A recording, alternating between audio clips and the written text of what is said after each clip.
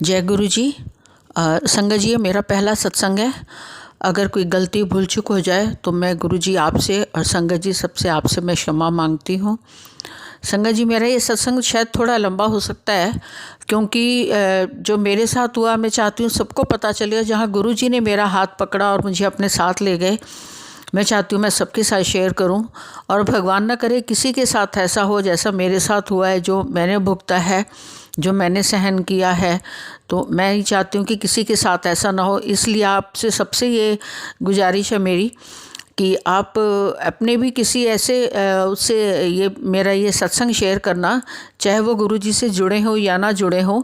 एक तो गुरुजी की महानता और उनकी, मैं चाहती हूँ कि जो उन्होंने मेरे साथ किया वो सबको पता चले, और जो मेरे साथ हुआ है, जो किसी ने मेरे साथ किया है, वो भी सबको पता चले, ताकि ऐसा आगे से किसी के साथ ना हो।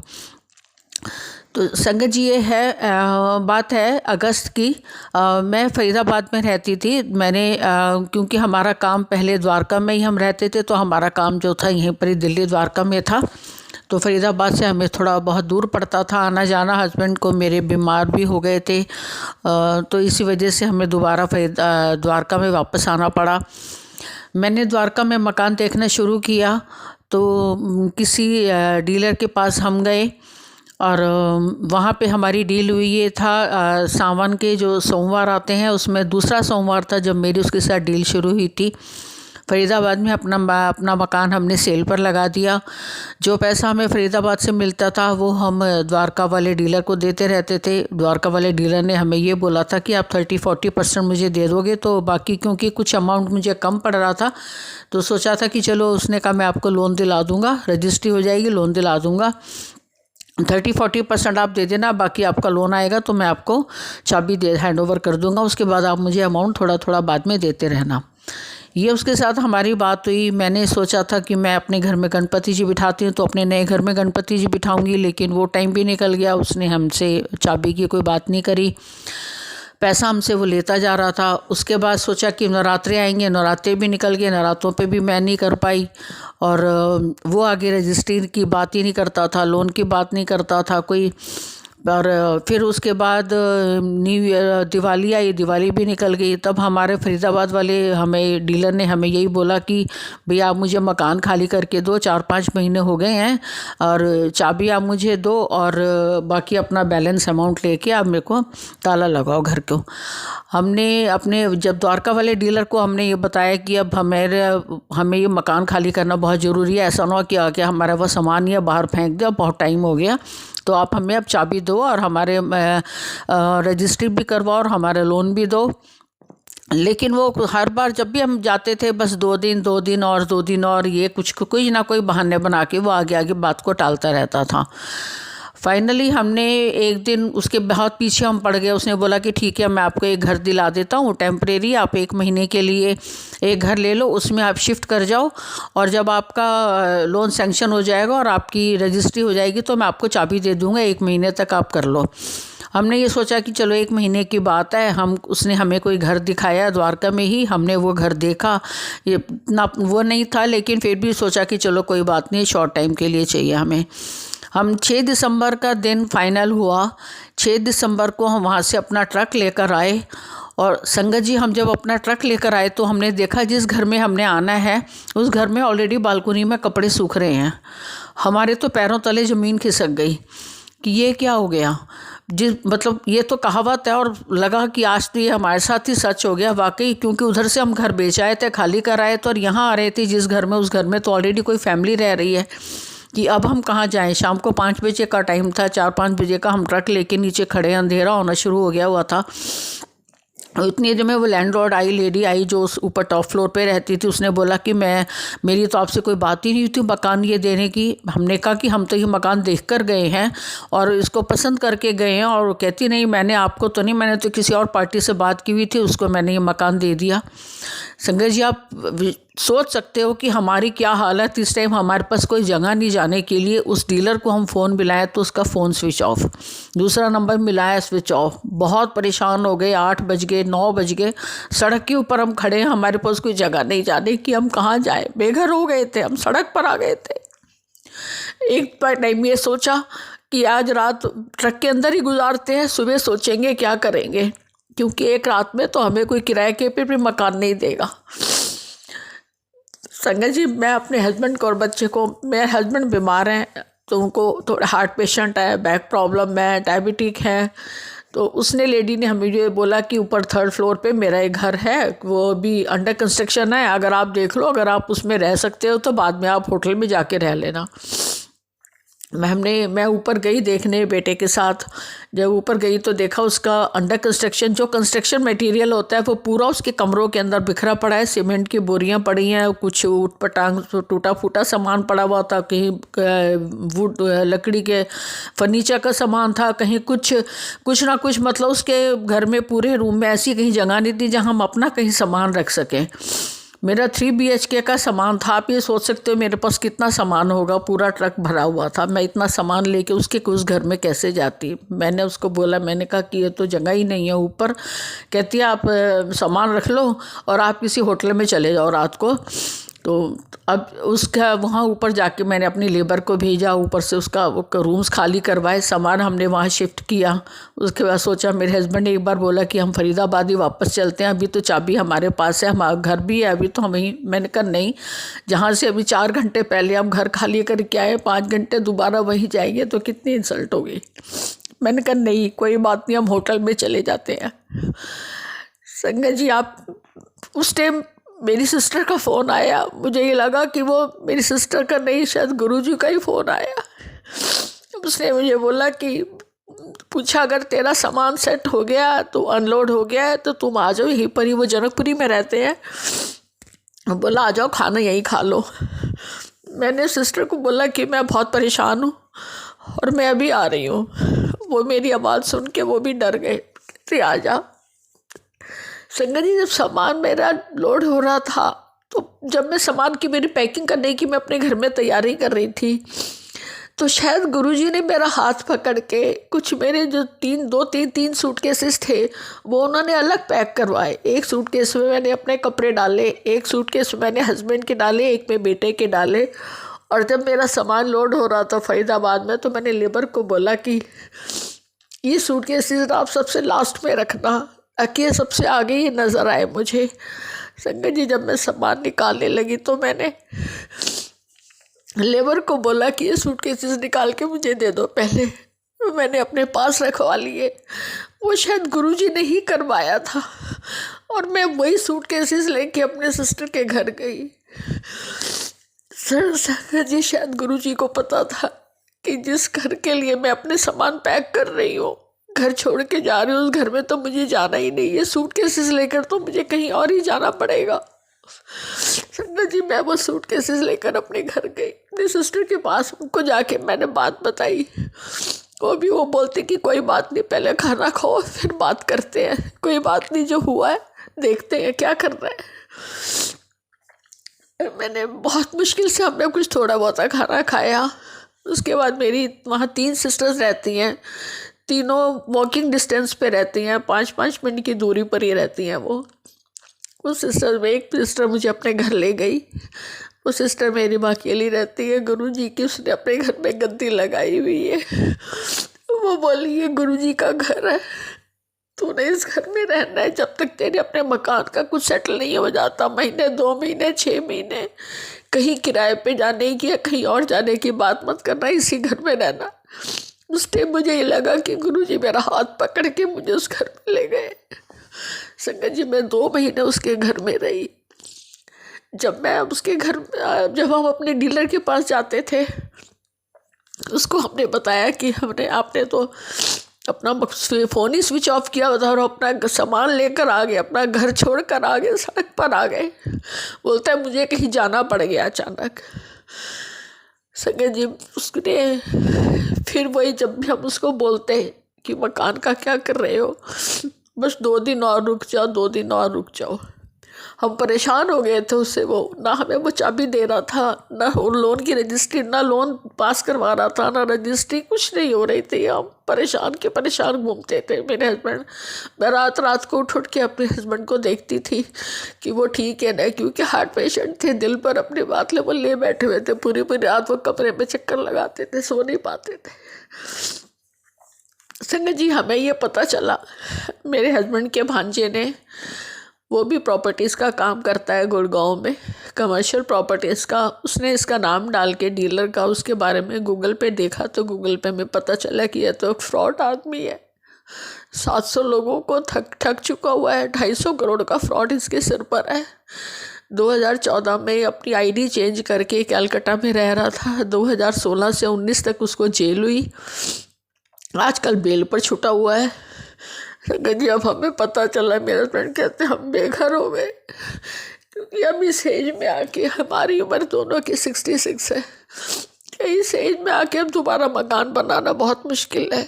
अब नहीं बनेगा, मुश्किल नहीं, बनेगा ही नहीं। अब हमें सारी ज़िंदगी किराए पर ही रहना पड़ेगा। कहीं 40 लाख हमसे ले बैठा था वो, बाकी उसने लोन का था, वो लोन भी उसी के पास जाता, क्योंकि हम लोन के सारे पेपर सब सबमिट करवा चुके हुए थे, सब कुछ पास करवा चुके हुए थे। वो चेक भी उसी को ही मिलना था लोन का। अगर जी, हम लोग बहुत परेशान हो गए। हस्बैंड कहते हैं मैं टूट गया, अब नहीं, कुछ नहीं होगा। मैंने बोला कोई बात नहीं, जो होना था हो गया, किराए पर रहना होगा वहाँ भी रह लेंगे, कोई बात नहीं। लेकिन संगत जी, मुझे गुरुजी का मैसेज आता था कि जनवरी तेनू तेरा नवा घर प्लेस करना है। जनवरी च अपने ना नवे घर जान की तैयारी कर ले, तेरा बोझ जल्द लो। कहीं ना कहीं मुझे गुरुजी पर विश्वास था कि मेरा घर मुझे मिलेगा। लेकिन मेरा हस्बैंड और मेरा बेटा गुरुजी के साथ नहीं जुड़े हुए थे, मैं उनके साथ जुड़ी हुई थी। मैं अगर उनको दिखाती भी थी मैसेज, तो वो उनके पास शायद विश्वास नहीं कर पाते थे। लेकिन उनको यही मैं बताती थी, नहीं घर कहीं नहीं गया, गुरुजी जनवरी में देंगे देंगे, कोई बात नहीं, देर नहीं है, हो जाएगा। संगत जी, जब मेरे को मेरी एक किसी फ्रेंड ने मेरे को गुरुजी का एक मैसेज आया कि मैं काम करना वहाँ, लेकिन मैं खुद नहीं होता, मैं जरिया बनाता हुआ। मुझे उन्होंने एक जरिया दिया। मेरी एक फ्रेंड का फ़ोन आया, उसने मुझे बोला कि मैं कोई प्रोग्राम करती हूँ, आप आते नहीं हो, कुछ सेलिब्रेशन। मैंने कहा मैं भी परेशान हूँ, मैं इसलिए नहीं आ रही। उसने बोला क्या बात है। जब मैंने उसको बताया कि मैं ऐसे ऐसे, बोले आपने मुझे क्यों नहीं बताया। उसने मुझे एक नंबर दिया था, गुरुजी वो जरिया था जो मुझे गुरुजी ने दिया था। जो मुझे एक नंबर दिया कि आप इस नंबर पे बात करो, आपका काम हो जाएगा। पहले तो 1-2 दिन मैंने वो नंबर रखा। मैंने कहा पता नहीं ऐसा ना, वो भी क्योंकि वो भी किसी प्रॉपर्टी डीलर बिल्डर का नंबर था। हमें ये लगता था कि हमें संगत जी, मैं आपको बताऊं कि वो हमें डीलर हमें बिल्डर से नहीं मिलने देता था। जब भी हम उसको कहते थे कि हमें बिल्डर से पास मिलाओ, बिल्डर से हम बात करें कि हमारा मकान क्यों नहीं दे रहा, तो वह कोई ना कोई बहाना बना देता था, हमें बिल्डर से नहीं मिलने देता था। लेकिन एक बार जब हमें ही उसके बारे में गूगल पे पता चला कि ये तो फ्रॉड है, तब हम बिल्डर के पास गए। बिल्डर ने मुझे बोला कि आपका जो मकान है, जो उसने आपको दिया है, उसके कहते हैं 12 लाख मेरे पास आए हुए हैं। मैंने उससे पूछा था, हमने कहा तो बाकी अमाउंट। कहता मैंने उससे पूछा था कि ये पार्टी 4 महीने हो गए, पैसे क्यों नहीं दी, 12 लाख आए हुए। कहता उसने बोला कि पार्टी आनाकानी कर रही है, पैसे देने में पैसा नहीं दे रही। अगर जी, हमसे 40 लाख रुपए लेने वाला बंदा कह रहा है कि पार्टी आनाकानी कर रही है। हमने उसके सामने अपनी पूरी स्टेटमेंट रख दी मेरे हस्बैंड ने कि उन्होंने कितना पैसा उसको कब दिया, कब ब्लैक दिया, कब वाइट दिया, कब चेक में दिया, कब कैश दिया। वो भी देख के हैरान रह गया। कहता आप उससे मेरे को कुछ थोड़ा बहुत अमाउंट ला दो, 20-25 लाख रुपए ला दो, बाकी आपकी लोन की जिम्मेदारी, रजिस्ट्री, सब कुछ आपके पर मैं आपकी करवाऊँगा। उसके बाद 20-25 क्या लाख तो क्या संगा जी, उस बंदे से तो 20-25 रुपए मिलाने मुश्किल थे। जब हमें मेरी फ्रेंड ने नंबर दिया, तो उसने बोला कि आपका काम हो जाएगा, आप घबराओ मत, आप शर्मा जी, आप शांत होकर अपने घर जाके सो आराम से, कोई टेंशन लेने की ज़रूरत नहीं। कैसे होगा कैसे नहीं होगा वो हम देखेंगे, लेकिन आपका काम हो जाएगा। संगत जी, हम अपने घर आए, 2 दिन बाद हमारे अकाउंट में एक इंस्टॉलमेंट डाली उसने, 2-3 दिन बाद दूसरी इंस्टॉलमेंट। करते करते उसने हमें जो पैसा देना शुरू किया वो हम आगे बिल्डर को देते रहते थे। उसने बोला बिल्डर मेरा दोस्त है, आपके बिल्डर के पैसा आपका कहीं नहीं जाएगा, अगर आप उससे बिल्डर से भी अगर आप 12 लाख रुपए अपना वापस लेना चाहते हो तो वो भी आपका मिल जाएगा। मैंने कहा नहीं, हमें वो मकान चाहिए, हमें पैसा नहीं, क्योंकि अब हिम्मत नहीं रही सड़कों पे जाके दोबारा मकान ढूंढने की। संगत जी, जब मेरी फ्रेंड ने मुझे नंबर दिया था, मैंने 2 दिन नंबर अपने पास रखा। मुझे लगा ऐसा ना हो मैं एक बिल्डर से पीछा छूटे तो दूसरे बिल्डर के चक्कर में फंस जाए, क्योंकि इस प्रोफेशन से अब हमारा विश्वास उठ गया हुआ था। जब 2 दिन बाद मेरे हस्बैंड बहुत ज़्यादा परेशान, वो बोलते हैं आज से मैं किराए का मकान देखने जाता हूँ सुषमा, मैं अब हिम्मत नहीं है यहाँ अपने घर में, यहाँ अपने साली के घर में कब तक रहूँगा मैं, 2 महीने होने वाले हैं। जो इंसान कभी एक रात भी अपने ससुराल में नहीं रहा, क्योंकि मेरा मायका और ससुराल बिल्कुल वॉकिंग डिस्टेंस पर होता था, हम कभी रात को उनको रहने की वहाँ ज़रूरत ही नहीं पड़ी। कहते हैं जिस घर में मैं कभी एक रात भी आके नहीं रहा, मैं 1.5 महीने से उस घर में, कहते मैं एक रोटी का टुकड़ा भी तोड़ता हूँ तो मुझे बड़ा अजीब सा लगता है। मेरी सिस्टर ने हमें ऐसे पलकों पे बिठा के रखा हुआ था, लेकिन फिर भी दिल में कुछ होता ना। कहती थी गुरुजी का घर है, आप कुछ भी बुरा मत सोचो, आप कुछ भी मत सोचो, जो गुरुजी ने आपको यहाँ लेकर आए हैं, जब तक रखेंगे गुरुजी रखेंगे, जब भेजना होगा आपके घर में तो गुरुजी आपका हाथ पकड़ के आपके घर में ले जाएंगे, आप यही रहो। संगत जी, उसे हमें करते करते हमें 24 जनवरी का दिन था जब हमें गुरुजी ने चाबी दिलवाई। शुक्राना गुरुजी, बहुत बहुत शुक्राना, मतलब शुक्राना गुरुजी। आपको मैं बताऊं, जब मैं 6 दिसंबर को मैं घर खाली करके आई थी तो वो भी जो डेट बनती थी उसका भी टोटल 7 बनता था। गुरुजी ने मुझे कहा था 7 तारीख को तेनू ब्लेस करांगा, 7 तारीख वो याद रख।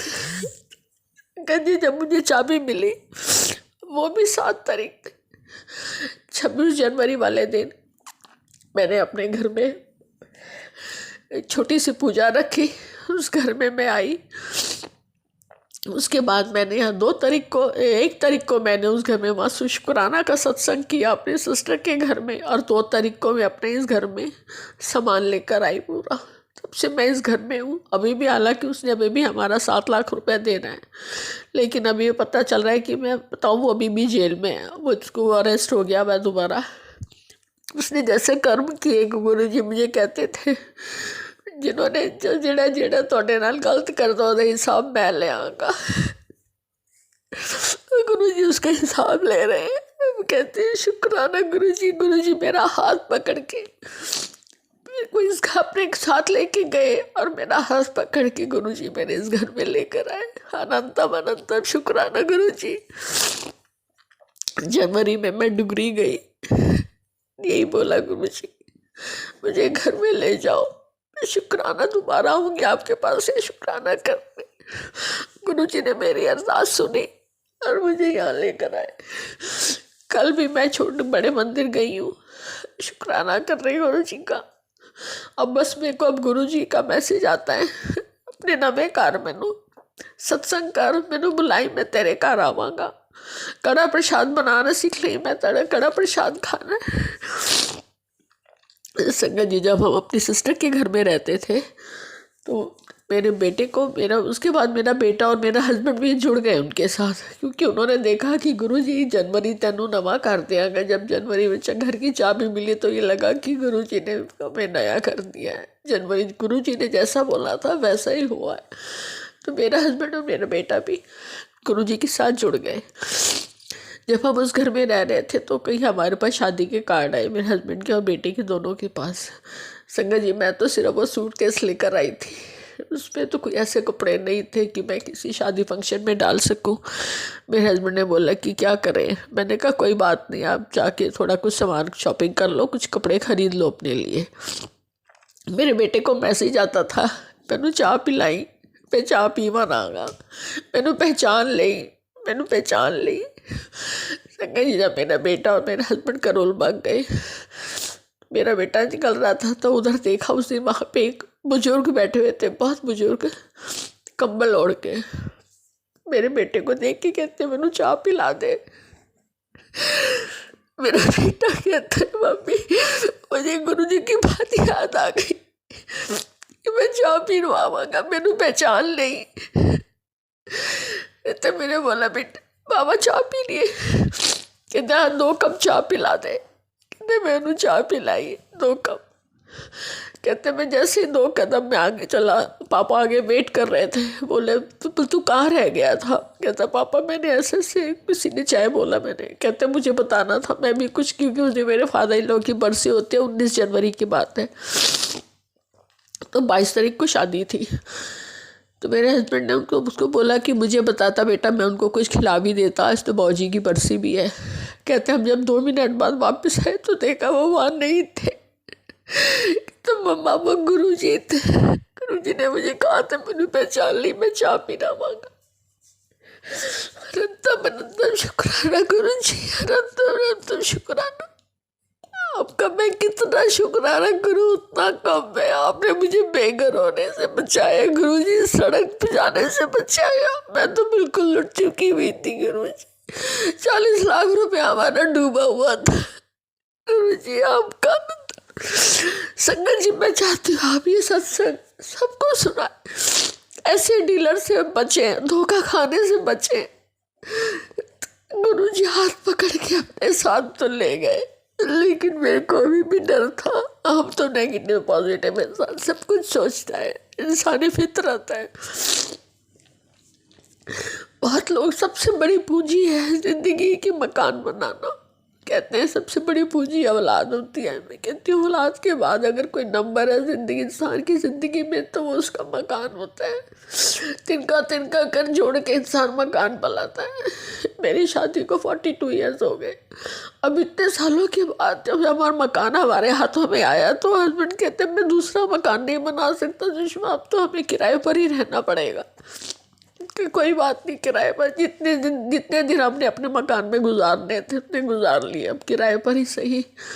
लेकिन गुरुजी ने जरिया दिया, जो गुरुजी ने मुझे प्रॉमिस किया था, प्रॉमिस पूरा किया, मुझे मेरे घर में लेकर आए। अब मैं अपने सत्संग को यही विराम करती हूँ संगत जी। गुरुजी का मैं जितना शुक्राना करूँ उतना कम है। अनंतम अनंतम शुक्राना गुरुजी, अनंतम अनंतम शुक्राना। सत्संग में अपने अगर कुछ गलती हो गई है, कुछ भूल हो गई है, तो मैं आपसे माफ़ी मांगती हूँ। मैं अपने सत्संग को विराम करने से पहले गुरुजी का मंत्र जाप करूँगी। ओम नमः शिवाय, शिव जी सदा सहाय। ओम नमः शिवाय, गुरुजी सदा सहाय। ओम नमः शिवाय, शिव जी सदा सहाय। ओम नमः शिवाय, गुरुजी सदा सहाय। शुक्राना गुरुजी, शुक्राना शुक्राना, अनंतम शुक्राना गुरुजी, शुक्राना।